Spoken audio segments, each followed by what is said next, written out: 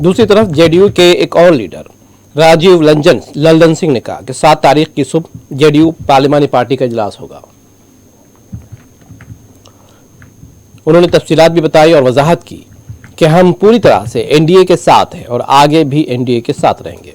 मंत्रालय का डिस्कशन यहाँ होता है। मंत्रालय का और मंत्रिमंडल का गठन प्रधानमंत्री का विशेषाधिकार होता है। अब आप लोग कोई बात नहीं होगी, कोई बात का जो प्रधानमंत्री का विशेषाधिकार है उस पर क्या बात होगी। अच्छा, मीटिंग में क्या मीटिंग नहीं हो रही थी, बैठ के गप हो रहा था, चाय पानी हो रहा था।